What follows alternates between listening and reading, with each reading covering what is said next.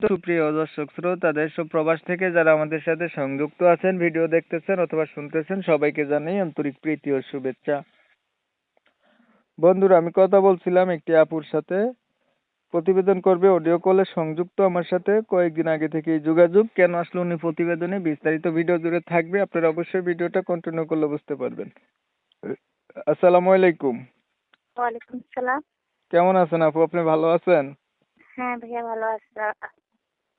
ভালো আছেন, ভালো থাকবেন, ভালো থাকাই কামনা করছি। তবে শুনতে চাচ্ছিলাম আপনার প্রতিবেদনে আসার কারণ কি ছিল, কেন আসছেন বলেন। কেন আছি ভাইয়া?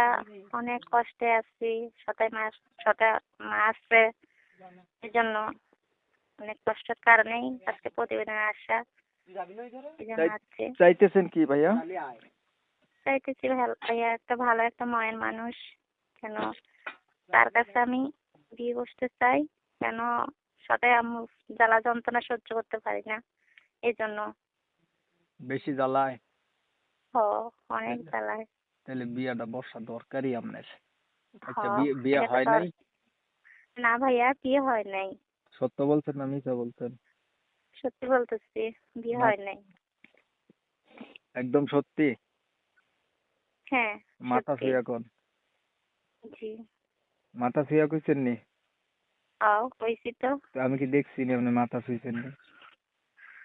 আচ্ছা, দেখবেন আরই।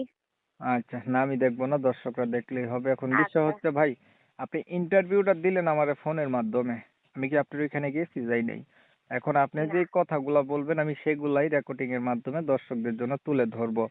এখন যদি আপনি কোনো মিথ্যা কথা বলেন, যেমন আপনি বিয়ে হইছে, আপনি বললেন বিয়ে হয় নাই, তাইলে আমি কি সেটা জানবো?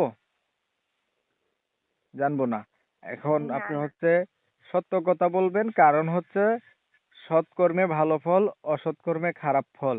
উদ্দেশ্য জি যদি সৎ হয়, আল্লাহ সহায় হয়।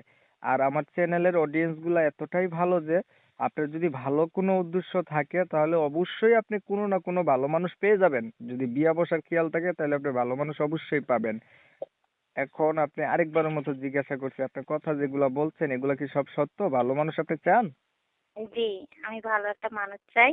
কেন তারা আমার জীবনের উম মানুষ, স্বামী বলে তারা আমি গ্রহণ করতে চাই। ঠিক আছে। আচ্ছা, আপনি বলছিলেন আমার সৎ মায়ের কাছে থাকেন, আপনার নিজের মা কোথায় গেছে? আমার নিজের আম্মু মারা গেছে। আমার সাথে মার কাছে আমি থাকি।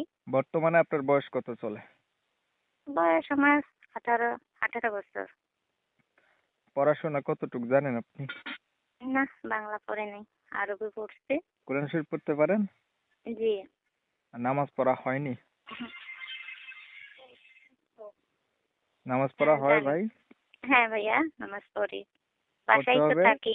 নামাজের কোনো বাসায় অজুহাত নাই থাকি। এর জন্য। ঠিক আছে, ধন্যবাদ দিলাম নামাজ পড়ার জন্য আপনাকে। ঠিক আছে। এখন হচ্ছে আপু, ধরেন একটা মনের মতো মানুষ পাইলেন, বাট মানুষটার বয়স বেশি হলো, দেখতে কালো হলো, আগে বিয়ে করছে এমন হইলো, তখন আপনি কি করবেন?